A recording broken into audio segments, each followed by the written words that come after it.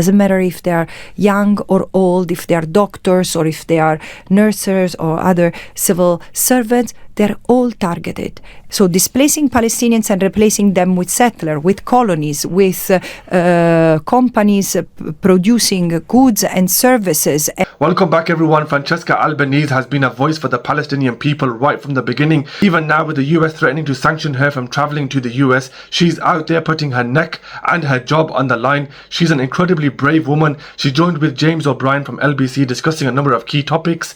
Let's take a look. The CEO of Palantir is asked in a public meeting, but why are you providing Israel with this technology? You know that this is used to kill Palestinians. My family has been killed like that, and you're killing Palestinians. And he says, yes, most probably terrorists.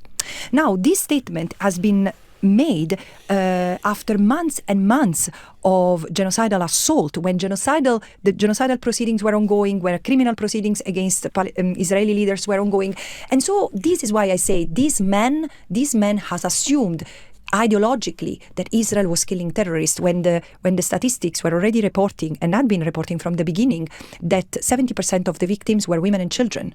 So who are the terrorists that the CEO of Palantir thinks Israel was killing? How does it justify the killing of 70% of the Gaza victims as being women and children? And I don't know if this is unduly speculative when you talk about him adopting an ideology or believing an ideology. I mean, in commercial terms, they don't have to, do they? They can simply deploy the same cover that Israel has deployed. So Israel's rationale, even with 180,000 Palestinians now killed or injured, Netanyahu's rationale remains, oh no, we take enormous pains not to harm civilians. We are going after terrorists, which many people would say you can see from space that that's not true. But if there are huge sums of money to be made in Gaza and the West Bank, then that provides you with the camouflage that you need to keep doing business. Absolutely. Camouflage is the term that I've used in my Anatomy of a Genocide report, which is a report that took provided an X-ray of what Israel had been done militarily in Gaza for 5 months, in Gaza and in Gaza alone. And I warned in the international community in March 2024,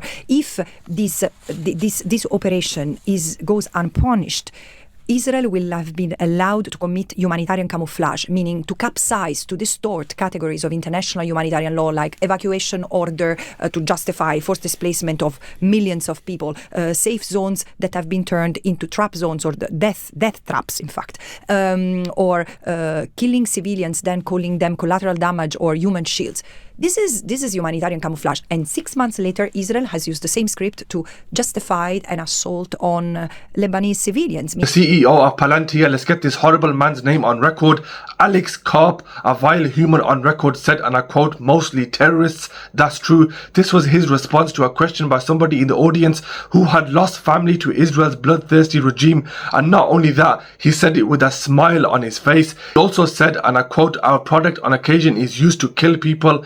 A number of staff have decided to quit than be involved with a company supporting a genocide. Albanese is absolutely right, and I salute her. His reference about terrorists was not about Hamas. Don't be delusional. Let's get this straight. When these people talk about Hamas, they are talking about the Palestinians. Even Amnesty International and an increasing number of civil society groups are saying it's genocide. And frankly, coming from the United Nations, from the Human Rights Council, I registered that there is an increasing consensus among diplomats that there is no other way to call it the genocide, because Israel is targeting Palestinians as such. It doesn't matter if they are young or old, if they are doctors or if they are nurses or other civil servants, they're all targeted and all killable, all destroyable. And look at what Gaza has been turned to. These are conditions calculated to destroy. I mean, are you accusing customers of complicity? Look, first of all, again, as a special rapporteur, I have to investigate and state facts and their qualification under international law. I'm not supposed to please, I'm not supposed to accuse, but I'm sharing my findings.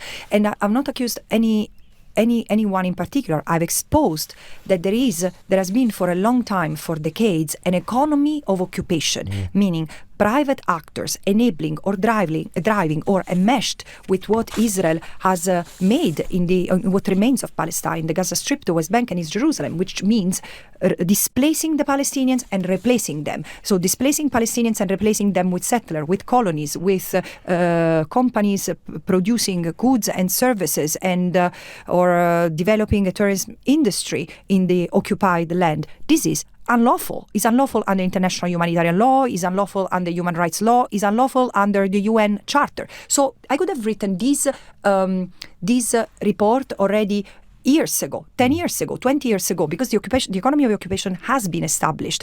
And for example, arms manufacturers or companies producing bulldozers and other machinery used to destroy and build infrastructure, water and electricity grids or rails and roads, these have profited from an unlawful endeavor. However, in the last 20 months, instead of pulling out in the face of legal developments like genocide proceedings before the ICJ declaring the occupation other than by name an act of aggression, enabling racial segregation and apartheid. Instead of pulling out, they have maintained their commitment and their engagement.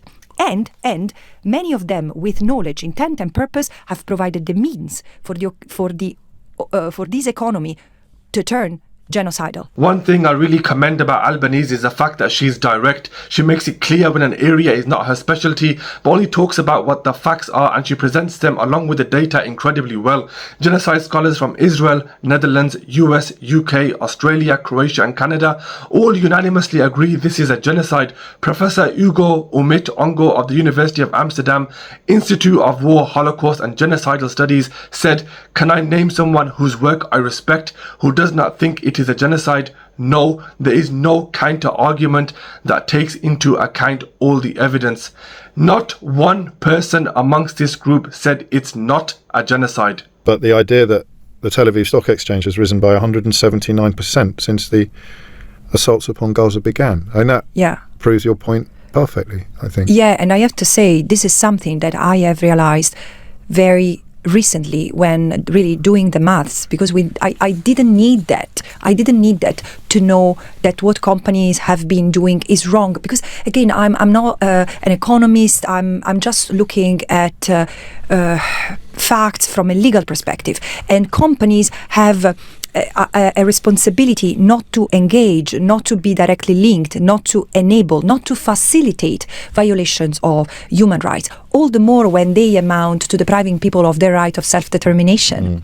And here you have companies, but even the pension fund of Norway. And when you think that the Norwegian pension funds invest 121 billions in 45 companies that I've investigated, which are a small number, because again, my report is not that contains a list of companies. It's not a duplicate of the database that the UN maintains. It's just the exposure of a system where the companies I mentioned are illustrative across the spectrums, from arms manufacturers to even charities, and again, pension funds and universities, banks, everyone has been lending legitimacy and normalizing the abnormal. And even the Norwegian pension fund cannot divest from this unlawful endeavor.